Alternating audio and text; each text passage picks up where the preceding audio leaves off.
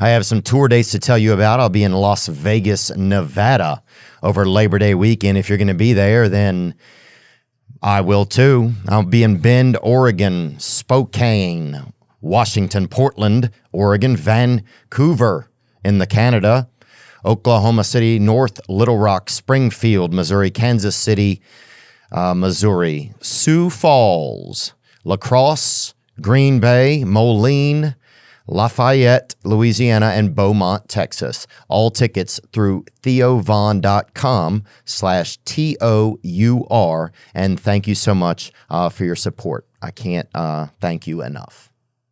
You know, my ninth grade civics teacher, Barbara Olinger, would be tickled to know that one of her students is getting to sit down with a president today. So I just want to speak her name. She taught me to care about our country, and I still do. Today's guest is the 45th president of the United States of America, and he's currently running for president on the Republican ticket. He's been an entrepreneur, a businessman, a television personality. We sat down at his club in Bedminster, New Jersey, and we want to thank the crew there for helping us make the production happen. He's one of the most famous people on earth, and I'm grateful for this chance to learn more about the man behind the headlines. Today's guest is Donald Trump. Shine that light on me. I'll sit and tell you my stories. Shine on me, and I will find a song I will sing it.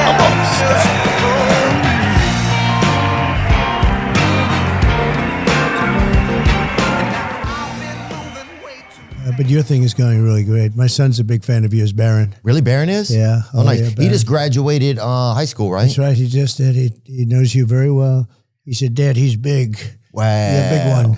That's cool. So that's good. What, well, that's where it is nowadays, right? Yeah. Well, it's interesting. You know, yeah, I can't believe that we're able to get platforms. And I started in my kitchen, and then just evolved out of there. That's fantastic. I mean, it's pretty unbelievable. What does Barron play? Do you want to start? You go ahead. Yeah, we're good. Are we rolling? Yeah, sure. We're good.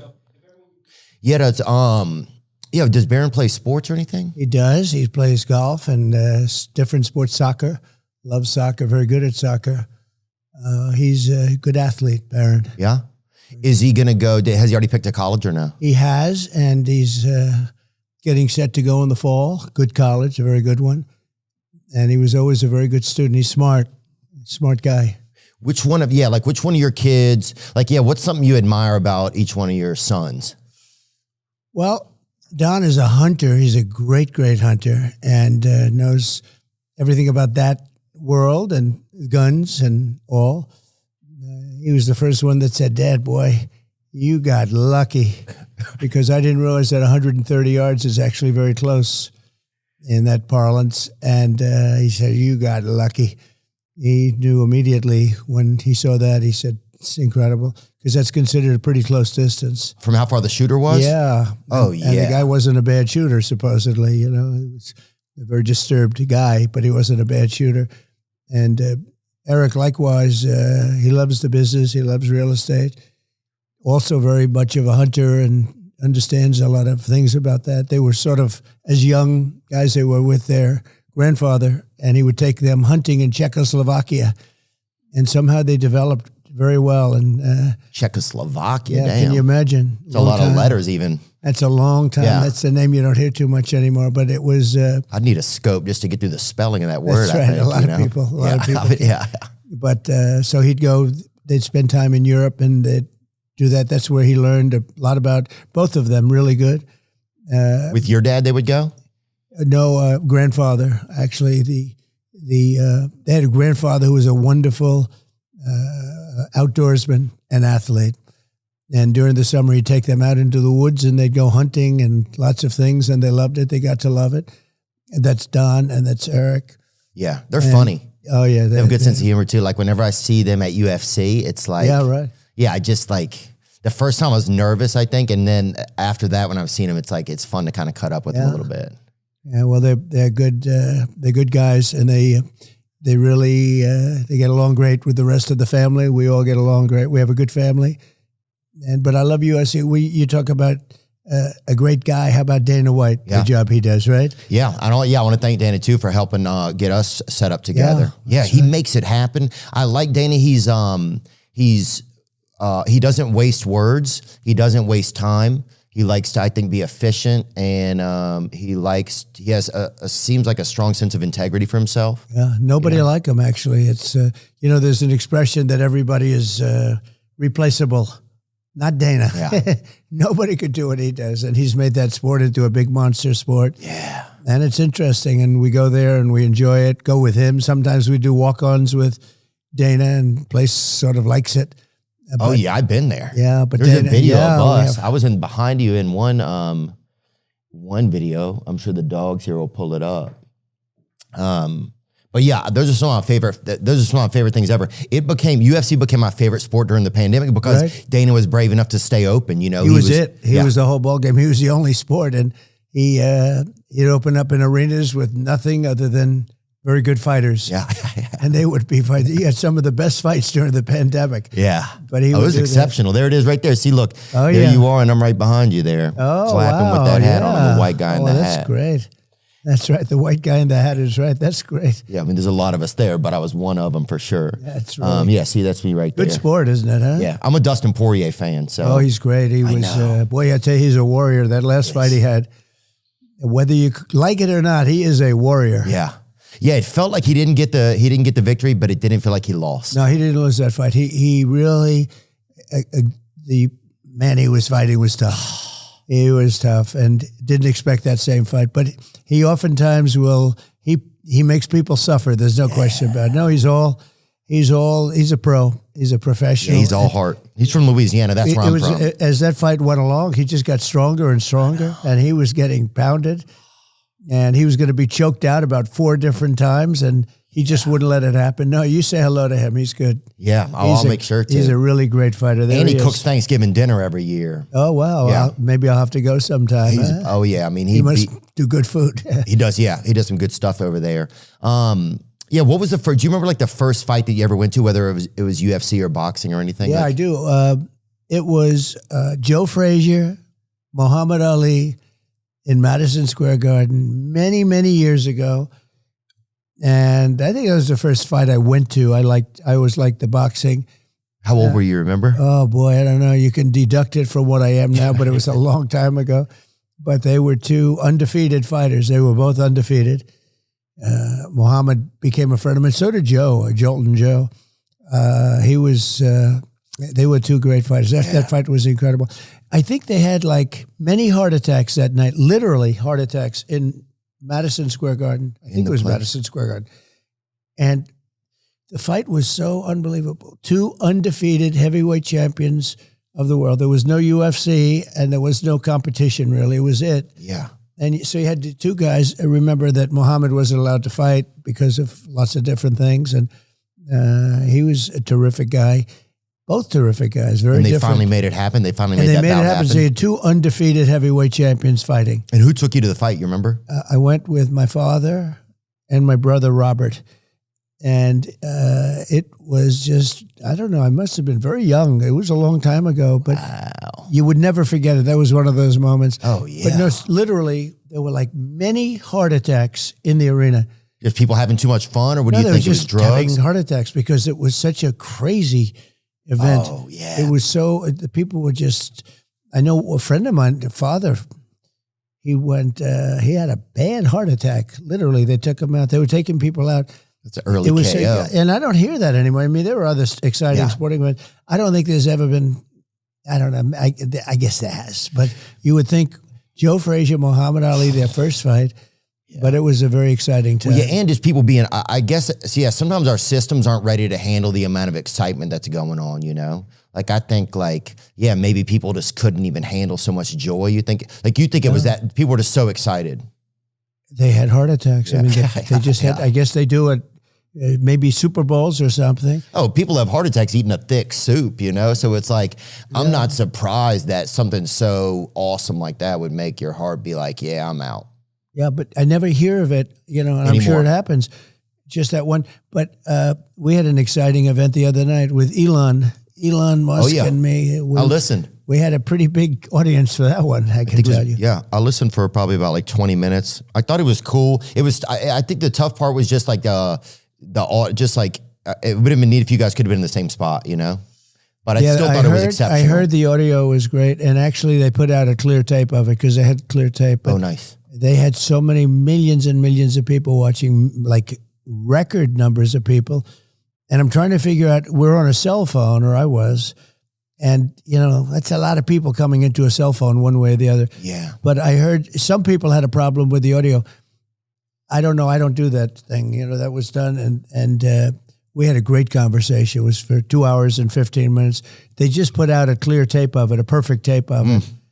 But yeah, I sounded, I think I sounded, somebody said your voice was distorted or something. And I guess it happens. Look, it was such a big thing, such a big audience, but I would have loved to have seen the clear tape originally. They put it out right after the show. So now it's a clear tape where a perfect tape done there. Yeah. But when it goes through different phone systems and everything else, you think if we were together, that doesn't happen then. Because I think his voice was more clear than mine. Maybe because he was the one who was like initiating the call. I'm not sure. Yeah, I'm not sure about how all that works. But yeah, I know that in post, a lot of times they can tighten things up and make it better, Yeah, it's amazing how Elon, like, the cost to really have your own voice in the world is $44 billion, basically. Yeah. Well, if you want to have your voice, like, what I'm saying? He has his own channel. And he does what he wants to do. Yeah. And he's a fantastic guy. And he's a brilliant person. And the country should be very proud of him, actually. I have Truth, which has been very successful.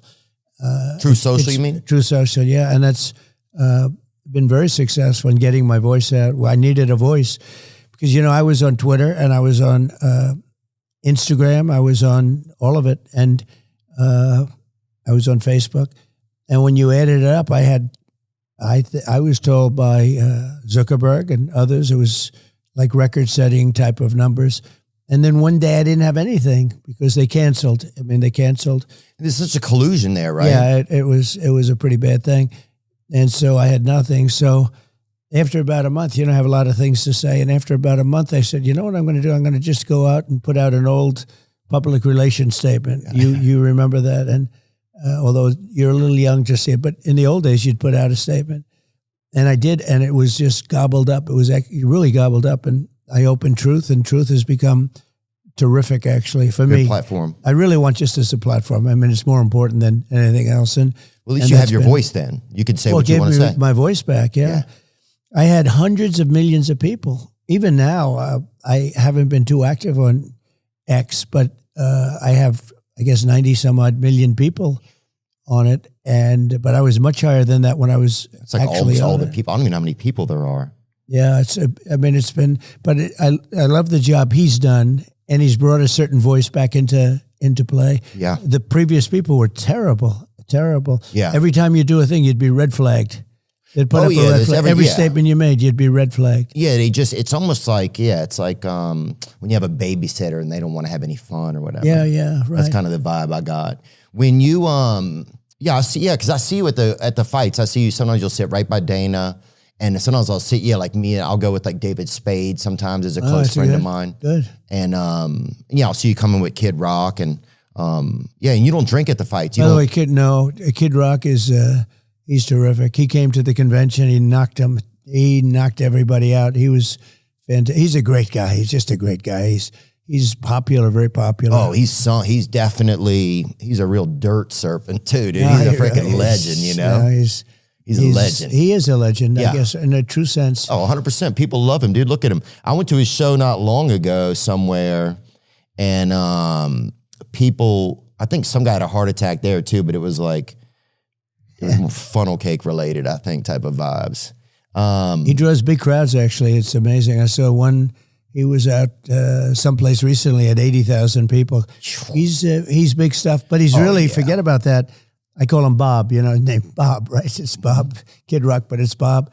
But he's a really good guy. And I've been over to his house he's a cool cat, right? Yeah. Oh yeah, I mean, I live in Nashville. Right when I got into town, he hit me up one night and was like, "Hey man, I'm having a birthday party this week, and you should come." And I didn't even know him, and it was nice of him. And since then, we've done a lot of fun stuff together. His brother's missing a leg too, which is crazy.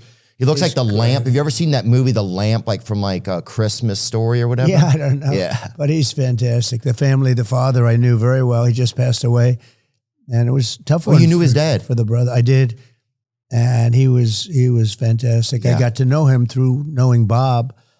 And I tell you what, it's just a fantastic family, the whole family. Yeah. No, I love Bob. He and I joke around together a lot. We've spent a lot of time together. Look at his brother right there. That's right. Dude hits And you know what? He plays too. Golf, and he plays well. He hit a perfect drive with me. I said, "Do you play?"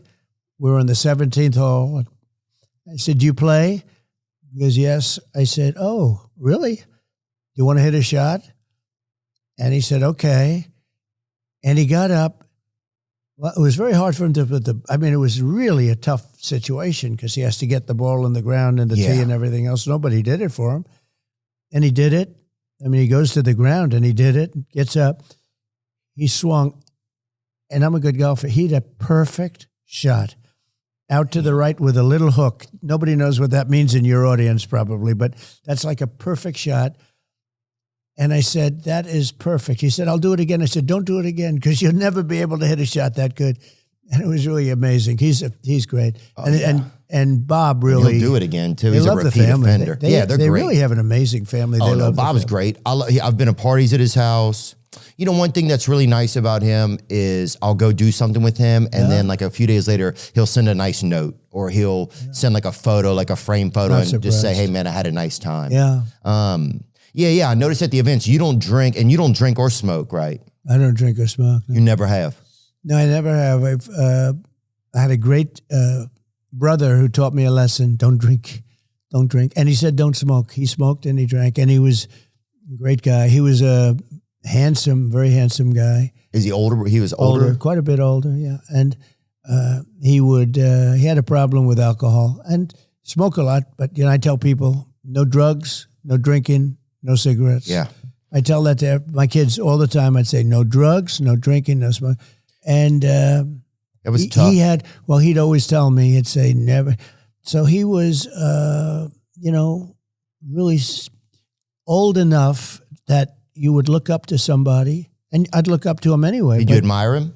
Yeah, I admired so much about him. He had so much going. He had the look. What was his name? Unbelievable personality, like an incredible personality. What was his name, Donald? His name was Fred Trump. And he had a problem with alcohol.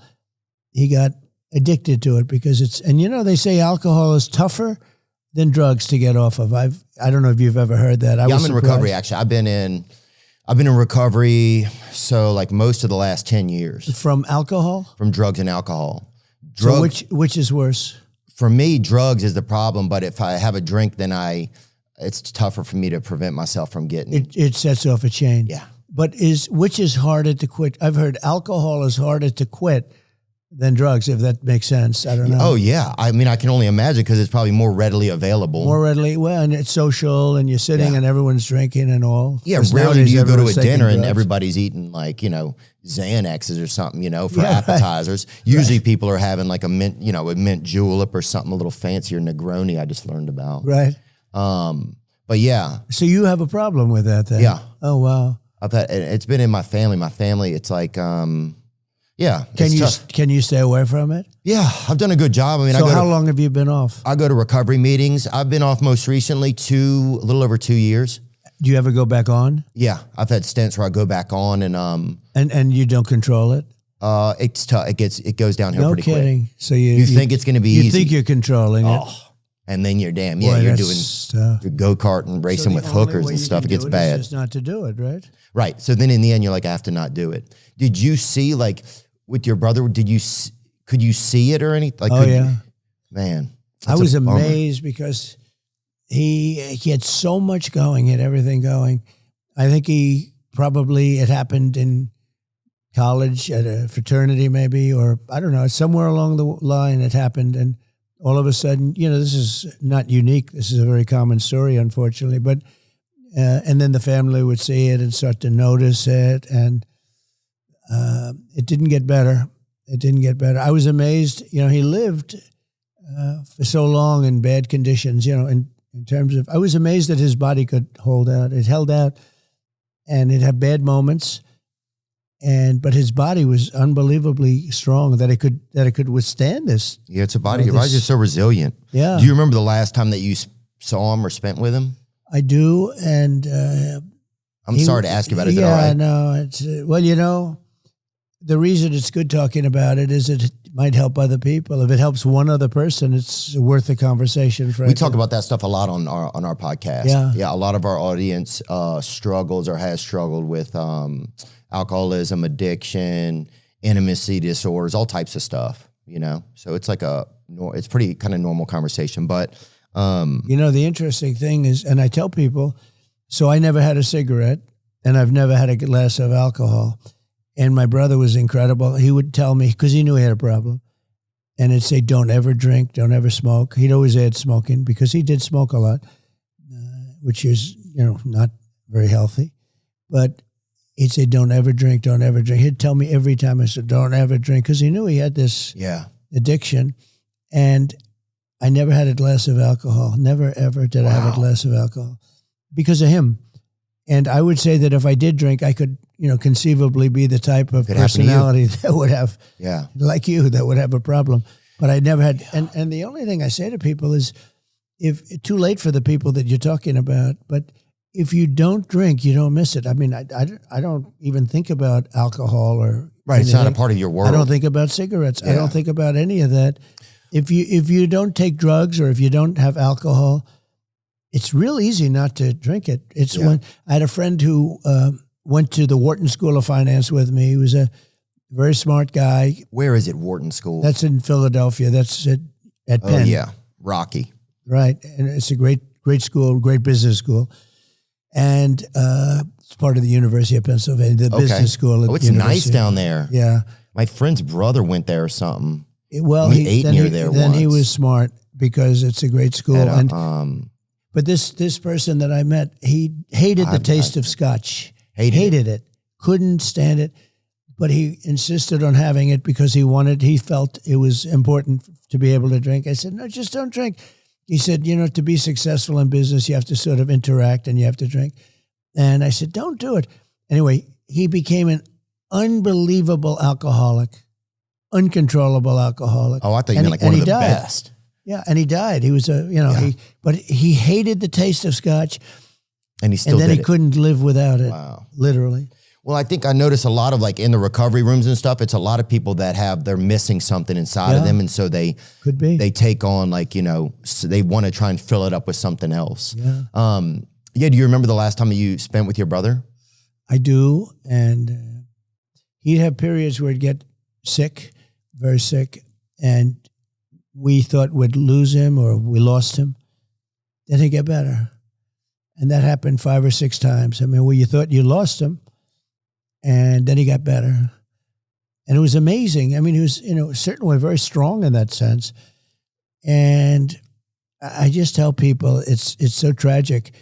Don't drink. Just don't drink. Yeah. And you're not going to have a problem. Like even you, if you didn't drink, you would never, but you probably maybe wouldn't be successful like you are. It's part of your story, right? It's helped me a lot. Yeah, because I don't know what would happen probably. I think it's just too risky. It is risky. What's something that you miss about him, or what's something that you miss about him, Fred? Well, he was wise in a sense. I mean, think of it. He's got this problem, and it was very important for him to convey to me not to have this problem. And I couldn't have been successful if I had that problem. Yeah. If I had that problem, and I think maybe I'm a personality type where I could have had the problem if I drank. But if you don't drink, you're never going to have it. I mean, I don't miss when I see somebody light up a cigarette and just they're in heaven. I don't miss that at all. It's weird. It's so it's very Native American too. Isn't it crazy? It's bizarre. And I think sometimes our older brothers, they kind of they take the speed bumps for us, as younger brothers, so that we don't have to. You know what I'm saying? Does that, you know what I'm talking about? Yeah, my brother went through a lot of stuff so that I didn't have to go through it. And then I get to see him and learn. Is he okay now? Yeah, he's doing great now. But it's Yeah, that's one of the blessings I think of having an older brother. Is Well, you can learn through history too, even if it's not a brother, it's by watching other people. I mean, you can see if you have a friend who's an alcoholic, or even just by reading about people, you can learn. Oh, yeah. It doesn't necessarily have to be a brother, but in this case, it was very personal. It was a brother, and I learned not to drink, and I learned not to smoke cigarettes. Now, I don't know that I would have smoked cigarettes. I probably would have drank. I think, there's no reason not to drink. But I had a reason because he told me, just that was it. Don't do it. Yeah. Yeah. That was kind of a blessing then, huh? Yeah. And where did you guys ever do anything fun together? Like one nice memory that you have with him? He had a great talent for flying. He was a pilot. Oh, sweet. And he loved it. And did you ever fly with him? I did. I flew with him. He was a great pilot and a very talented. Other pilots would come to his house to study with him. Watch him fly. And he was really talented at that. But ultimately, he had to give that because of the alcohol. He had to give that up, which was a hard thing for him to do, but he had to give that up. Election day is coming up on November 5th. And there's this really cool website, sendthevote.com, that makes it easy to register to vote. It's nonpartisan, which means they don't care who you're voting for. They just want to make sure you can vote. Head over to sendthevote.com. They'll help you sign up, register, and even check if you're good to go. I'll drop a link in the podcast description. Let's all get out there and cast our votes this November. Again, that is sendthevote.com. sendthevote.com. AI might be the most important new computer technology ever. It's storming every industry, and literally billions of dollars are being invested. So buckle up. The problem is that AI needs a lot of speed and processing power. So how do you compete with costs spiraling out of control? Well, it's time to upgrade to the next generation on the cloud. Oracle Cloud Infrastructure, or OCI. OCI is a single platform for your infrastructure, database, application development, and AI needs. OCI has 4 to 8 times the bandwidth of other clouds, offers one consistent price instead of variable regional pricing, and of course, nobody does data better than Oracle. So now you can train your AI models at twice the speed and less than half the cost of other clouds. If you want to do more and spend less, like Uber and Databricks Mosaic, take a free test drive of OCI at oracle.com/Theo. That's oracle.com/Theo. ORACLE.com/Theo. Yeah, it's crazy. That's the wildest thing to watch is people losing everything, Yeah, no, they lose everything, and many, many people.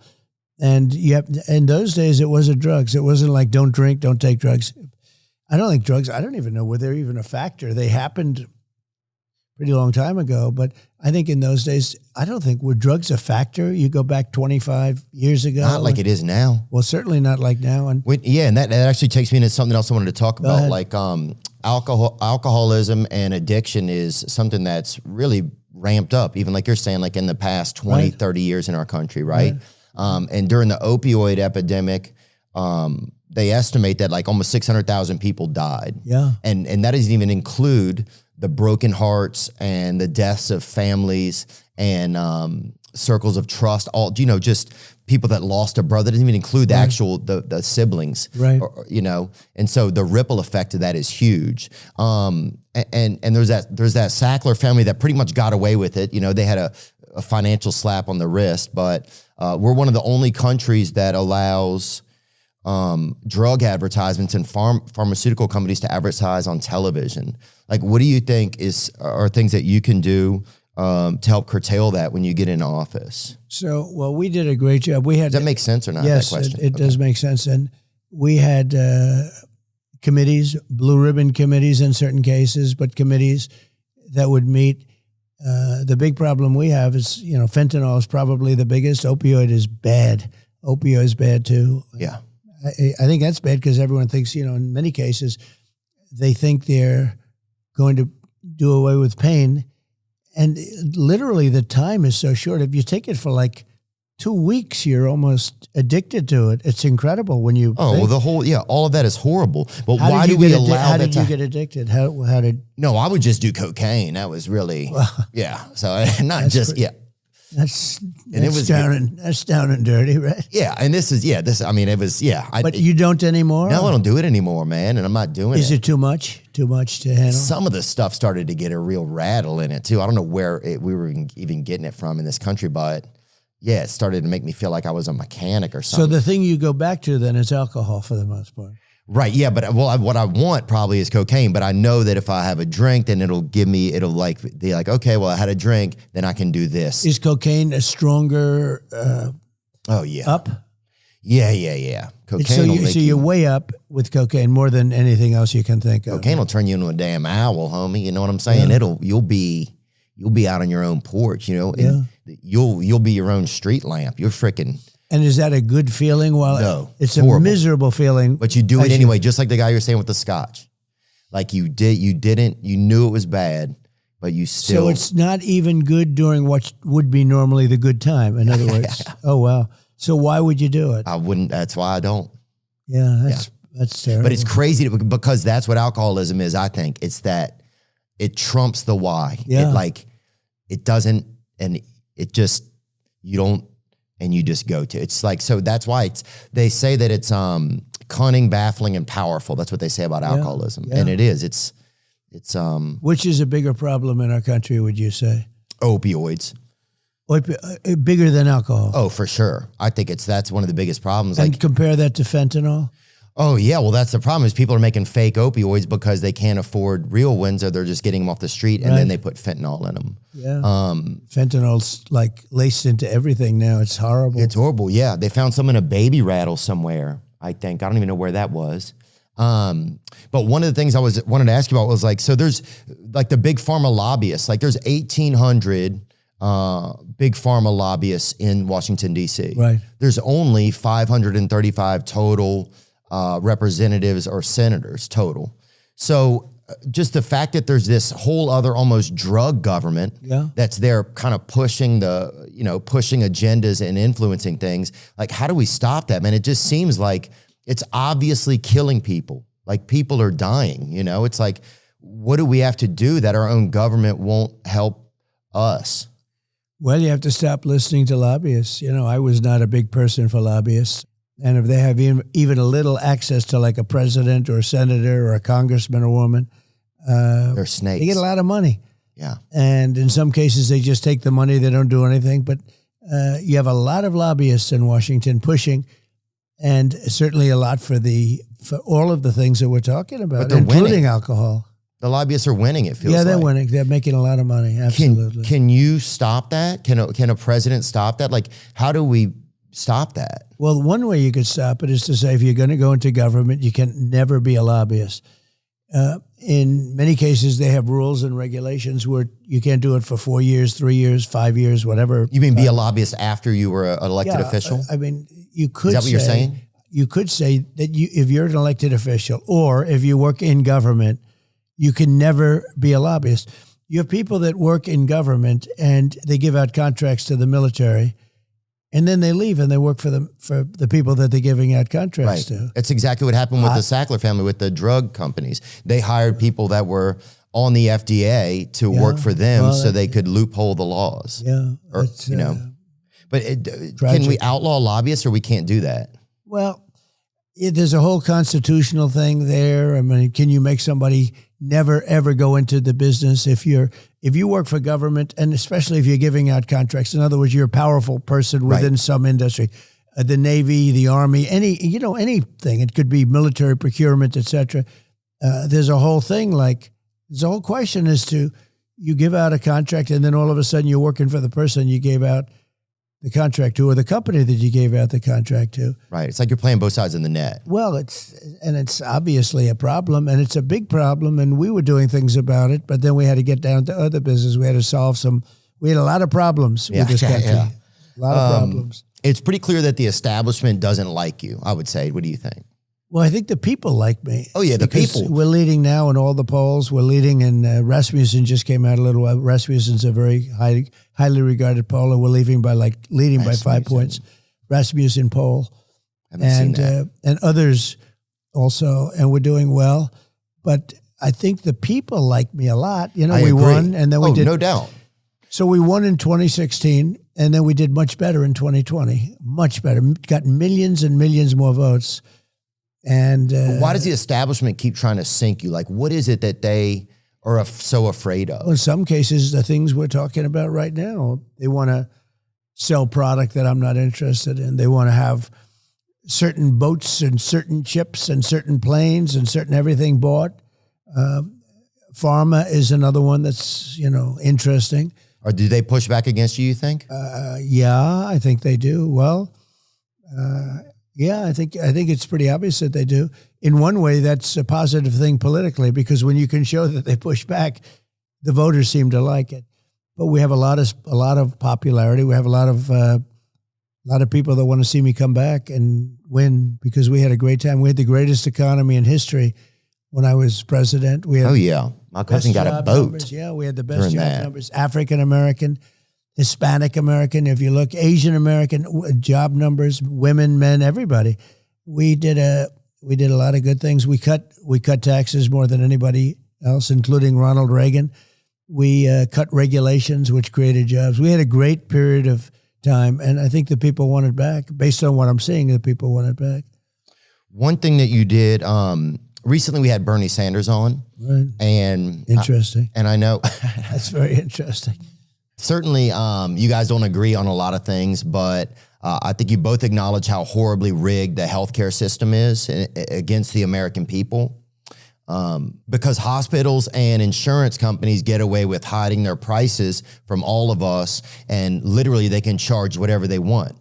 It's like you sign up and say, yes, I'll pay. You trust the hospital, but then you get home and the bill it's whatever, which pretty much feels like some form of extortion to me. That's what it seems like to me. It's a form. Yeah. But you had an executive order where you created a federal rule forcing hospitals and insurers to publish all their prices. Yep. Right? So that people would be able to know, okay, if an MRI costs $600 here and it's $5,000 there, then I can go here and save myself money. Right.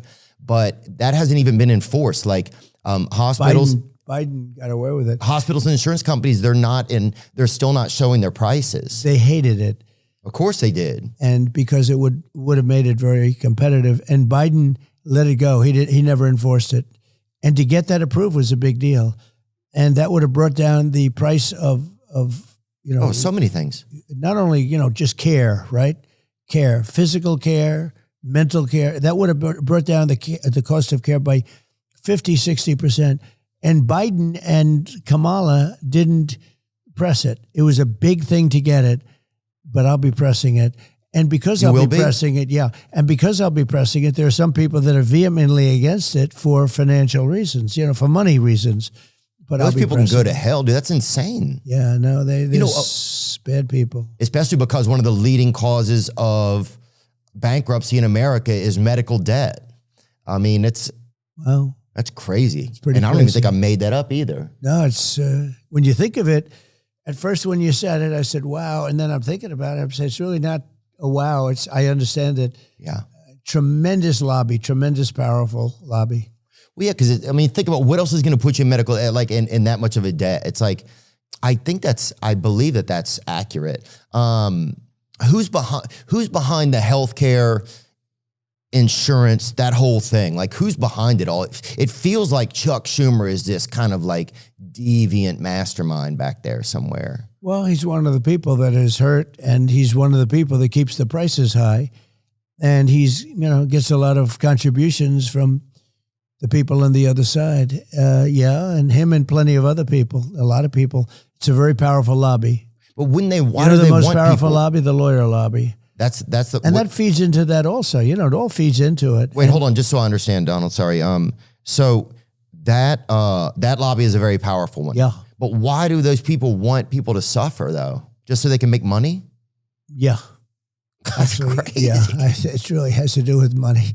That's crazy. How much money do They they need? probably start off by saying this is terrible, and then they eventually say, well. But can we just as a country say, hey, how much? Okay, you need $3 million. We'll give you that.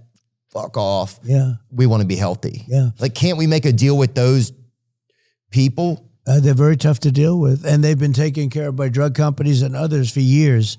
You know, you have politicians that have been for years being taken care of by people that make a lot of money, and they want to keep making a lot of money. And it is, I mean, in that case, it's not a power thing, it's a money thing. Yeah. A lot of money.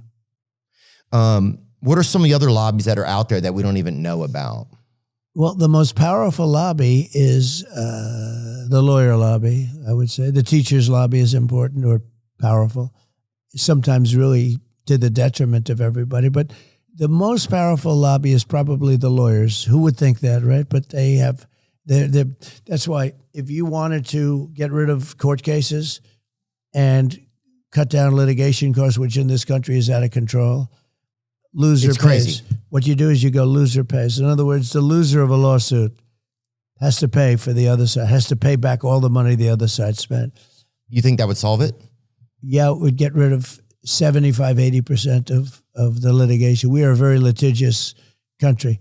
Everything's under, it's all bureaucratic, it's all dirty paperwork, it's a bunch of rigmarole. Well, if that would happen, you'd get rid of a lot of it. But the lawyers are opposed to it. It probably will not happen no matter what, because obviously the lawyers want to sue everybody. What would have to happen? The Supreme Court would have to vote on something to make it happen? I don't know. I think that it maybe would have to go before the Supreme Court. But the most powerful lobby is that lobby. And if you wanted to get rid of litigation, if you went, and you know, Europe has it, a lot of places have it in different countries where loser pays. If you sue somebody and you lose, you have to pay the costs of the other side. Yeah, that makes sense, I think. And what happens is people don't sue.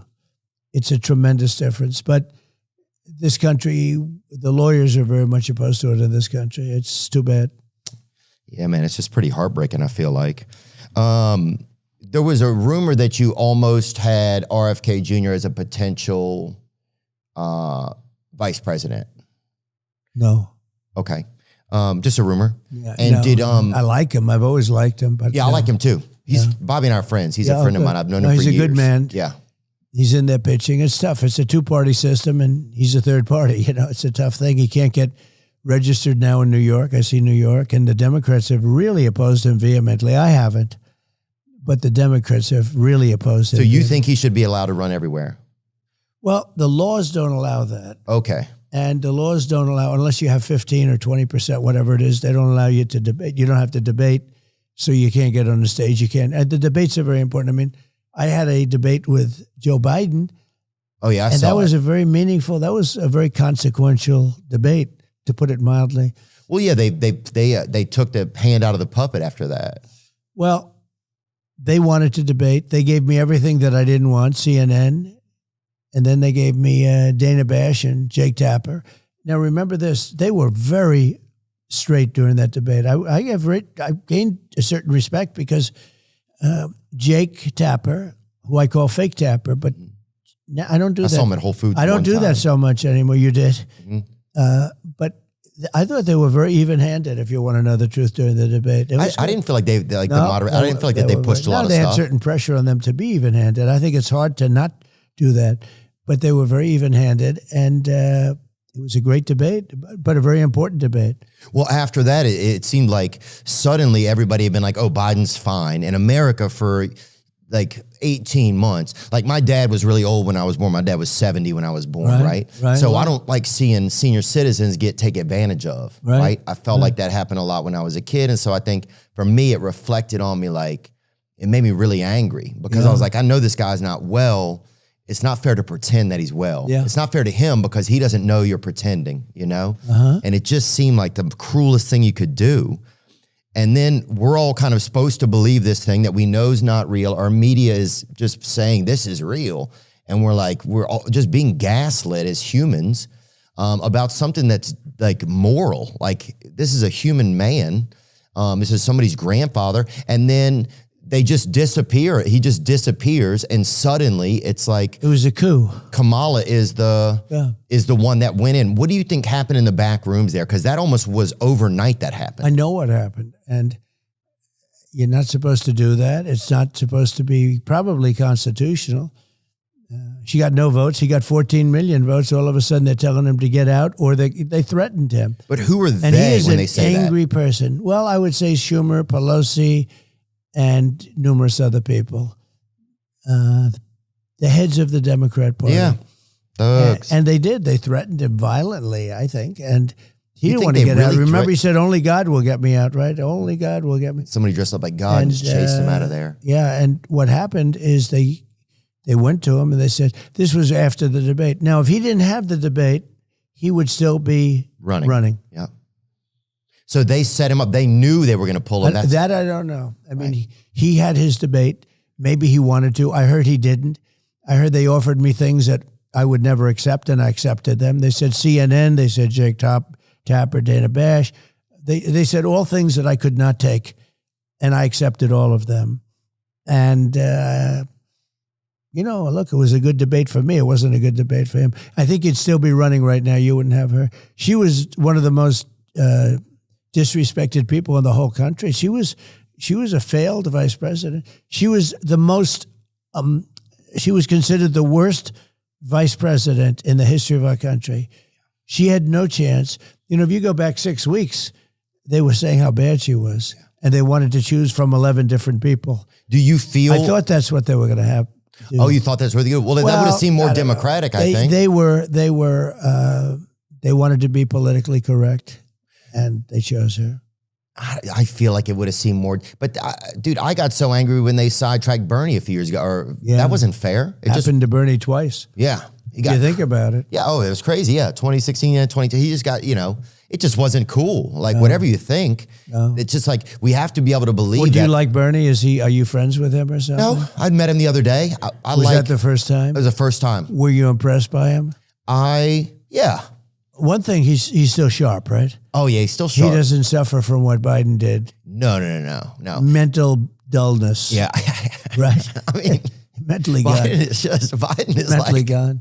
He's somebody put a merry-go-round in his head, I heard. But that's, but they didn't plug it in. They didn't tell him. Yeah, that's probably right. But no, one thing I liked about Bernie, well, one of the things is the healthcare. I just feel like we spend so much money in different places, and people are sick. And the opioid epidemic, I just feel like, and the lower cost of drugs, those are things that because I got insulin down and they took credit for it. Mm-hmm. But I got it down to $35. And I said, I hope I win because somebody's going to take credit. It takes a period of time before it kicks in, statutorily. And I got it down to $35, which is a very low price. And they took credit for it, which is, now I'm taking credit because I'm talking to you. Well, yeah, if you did it, then you should be able to take credit for it. I just watched her performance today. So she went out and... Who, Kamala? She lied about everything. She said, this Trump tax, that Trump tax, that Trump tax. He's going to tax this, he's going to tax all these different things. And I'm not going to tax them. She made it up. Did you know that 4 companies control over 80% of the U.S. meat industry? And China now controls the largest portion of U.S. pork. These companies are using mobster-like tactics to crush American family farms, and with the additives that they're putting into our food, Americans are stuck with sketchy meat. So what can we do about it? Let me tell you about a company that's coming up swinging on behalf of the American family farms and your family's food security. Moink. The business is simple. Moink's meat comes from animals raised outdoors, where a pig is free to be a pig. Hey, buddy. Their farmers are given an honest day's pay for an honest day's work, and they deliver meat straight to your doorstep at prices you can actually afford. So keep American family farms farming by joining the Moink movement today at moinkbox.com/Theo. Sign up today and get free hot rolls in your first order, spelled MOINK box.com/Theo. Oink, oink. Get moinked. Moinkbox.com/Theo. You know what it is, brother and sisters, baby. It's time for those wiener uppers, daddy. You feel me? BlueChew.com. They're helping. Blue Chew is a unique online service that delivers the same active ingredients as Viagra, Cialis, and Levitra, but at a fraction of the cost in chewable form. Sign up at BlueChew.com, consult with one of their licensed medical providers, and once you're approved, you'll receive your prescription within days. Blue Chew wants the entire country rock hard. They told me that that's the mission. They will not stop until every man is bricked up like a brick house. And we've got a special deal for our listeners. Try Blue Chew free when you use promo code Theo at checkout. Just pay $5 shipping. That's BlueChew.com, promo code THEO to receive your first month free. Visit BlueChew.com for more details and important safety information. And we thank Blue Chew for sponsoring the podcast.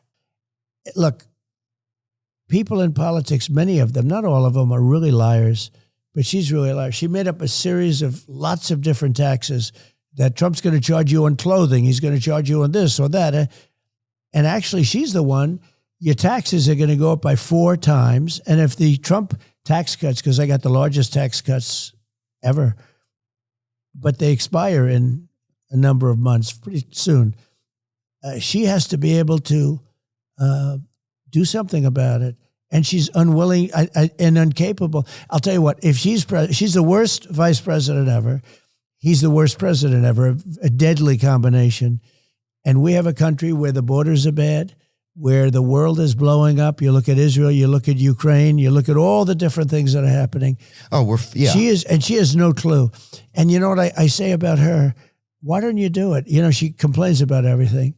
She's been there for 3.5 years. Why don't you do it? All you have to do is say, why don't you do it? Why didn't you fix it? You could fix it right now. Don't, do whatever you're doing. Yeah. And she won't talk to you, and she won't talk to anybody. She won't be interviewed. She's welcome to come on. I would love to get to talk to her. I'm sure she'd be very exciting. Actually, you could make her exciting, probably. You think? Yeah, I think so. Somebody said she's a good roller skater. That's what I heard, which is crazy. That's about it. Yeah. I mean, look, we're going to wrap it up soon, okay? Yeah, Is that what you're saying? Okay, done. Sorry. Speaking of Kamala and speaking of the border, we had 2 Border Patrol agents that came on in the past 2 years, right? Because we wanted to learn about it from people that are there on the ground. And one of the things that we found out was a lot of times they keep arresting the same people because the people that are coming in illegally aren't being prosecuted. That's one of the biggest problems they were saying. What can we do differently to make things safe at the border? It's the fact that a father can't sleep at night because he doesn't know who's going through his yard or going through it. It's just not fair. It's not what you sign up for when you're an American. What are you going to do differently? So the borders, I did it. We had the best border. Oh, the wall, they should have kept it. I agree. We had the wall built. We had more going to come long beyond what I promised. I built hundreds of miles of wall, and it worked. Walls work. Walls and wheels. I say it all the time. Two Walls things, and they wheels. never get obsolete. Well, wheels and walls. Well, they also supplied infrastructure. Like, people don't understand, the wall also was a place where Border Patrol agents could go to get water, to get food, to rest. It provided like a shelter out there as well. It worked. They're in the middle of nowhere. They said it worked. The two that I've spoken to said it worked. And I was going to do 200 miles of wall. We had it built, and to the specifications of the Border Patrol. We were going to put it up. And it would take 3 weeks to put it up. That's an additional 200 miles to fill up certain areas that, when you make the wall, then all of a sudden they start coming through other areas. We had it wired, and they wouldn't do it. They wouldn't put it up. And I realized they wanted open borders. Kamala wants open borders. She's going to have open borders. We'll have 50, 60 million people because of them. Sick. We have over 20 million people, in my opinion, right now that came into our country. Many come from prisons, jails, mental institutions, many terrorists. Do you know that other countries now, their crime rate is way down because they're sending all their criminals to us? It's a party. They're sending all of their criminals to us. And who would take this? Why is this a good thing? It's a horrible. She should be ashamed. And, she was the border czar, too. He put her in charge. She was the worst border czar in the history of the world. She's a roller skater. That's what somebody told me the other day. She's terrible. But what are you going to do? What's going to happen with the border when you're back? We're going to seal the border, and I had it very well sealed. We had the most successful border in the history of our country. We're going to seal the border. We're going to finish up certain areas of the wall because they didn't do it. And we're going to have an unbelievable border. And we're going to spend a lot of time getting the criminals out. Look, we have murderers in our country now. I don't think people should be allowed to be in our country if they're criminals. Well, then you're going to be very unhappy to know that we have a lot of people, hundreds of thousands of murderers. We have people, drug dealers talking about drugs. It's not even believable that they'll do it. So what they've done is they've allowed murderers, people in prisons, people in jails, people in mental institutions, insane asylums, and terrorists to pour into our country by the hundreds of thousands. And they are in our country right now. And the country that brought them out said, if you ever come back, we're giving you the death penalty or we're going to kill you. Well, in Brooklyn alone, there's a huge building that is housing just Haitian people. They're just housing this wandering around Brooklyn all the time. My friends are telling me. They have some rough people too, really rough people. So if you get reelected to the board, you're going to continue that project. Well, we're going to make sure it's safe. We had the safest border and the best border in the history of our country, and now it's a disaster. Somebody invited Biden to the border, and they said he went to a Borders Books, dude. And I was like, that's... Well, they invited her, and she went to a place that doesn't have a problem, you know. She's a disaster. She is the worst vice president. It's the worst administration in the history of our country. She's a part of it. And she won't do an interview. She would never do an interview like this. She won't do an interview. I want to learn more about her. Well, I think you should ask her to come on. Tell Barron I said thanks, man. Good. Yeah. He's a big fan. I hope to get to meet him someday. He seems like a neat kid. Yeah, he is. He's great. Is he? Yeah. And yeah, thank you for your time. I can't believe that I got to be able to sit down with you. I'm grateful to Dana White as well for setting this up. And I just appreciate you giving me your time today, Donald Trump. Thank you so much. And good luck with your situation. Yes, You're going to do it. You beat it, right? You yeah. beat it. Good luck with it. Thank you, brother. Thank you very much. Now I'm just floating on the breeze, and I feel I'm falling like these leaves. For 50 years now, hip-hop has been a reflection of culture and society. That includes stories of struggle and pain, social injustice, racial inequality, the marginalization of communities. Today, we confront a healthcare system that has been rigged against all of us. Hospitals force patients to sign contracts for services without ever showing us actual prices. Stifling competition. Overcharging without accountability. And if we can't pay, these same contracts allow them to take everything we own. Creating so much fear that millions and millions of Americans refuse to enter our hospital. Putting our health and our lives at stake. This is an American humanitarian crisis. We love our nurses. And we need our doctors. But hospitals and insurers rigging a system to make profits off of people that's in struggle is unforgivable. We demand prices and transparency in healthcare. Power to the patients.